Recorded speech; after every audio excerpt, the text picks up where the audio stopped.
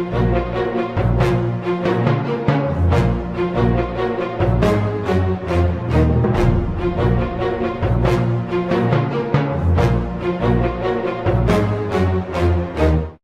designation of Sigma male is generally regarded as an honorable moniker to possess. It's a name often associated with strong male characters like Walter White, Thomas Shelby, and Cory from Cory in the House.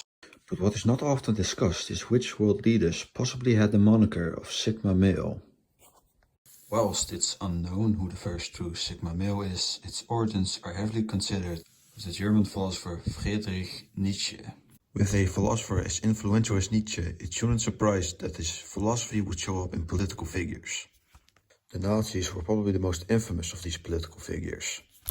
It's widely believed that the Nazis' idea of a pure alien was heavily based on how Nietzsche described the Sigma male.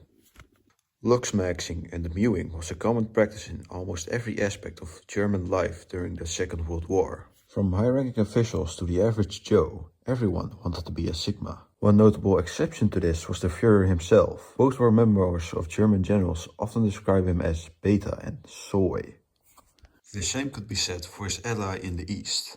Emperor Hirohito was rarely seen in public, and most Japanese citizens had never heard his voice until the surrender speech at the end of the war. From this, it could be concluded that Hirohito was an incel.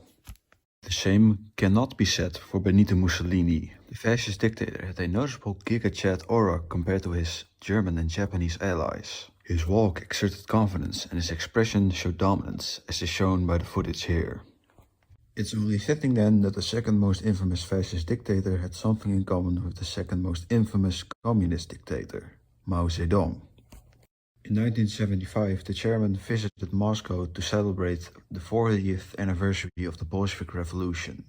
He shocked his audience of mostly fellow communist leaders with remarks about nuclear war, seeming to accept that half of the population would perish but that socialism would survive.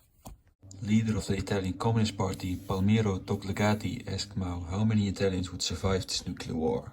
Mao responded with, "None at all, but why do you think Italians are so important for humanity?" From this, it's easy to conclude that Mao was too based for his fellow communists. Another example of political opposites being Sigmas is found in Harry S. Truman, 33rd President of the United States. Truman was known for smashing tables and yelling so loud the entire room went silent, clearly not being able to contain his alpha energy. From just this small pool of world leaders, it's evident that there are more Sigmas than you think. Which world leaders in the modern day qualify as Sigma is a story for another time. Many thanks for watching, please subscribe and share. You can also visit my Twitter at bodyboter2.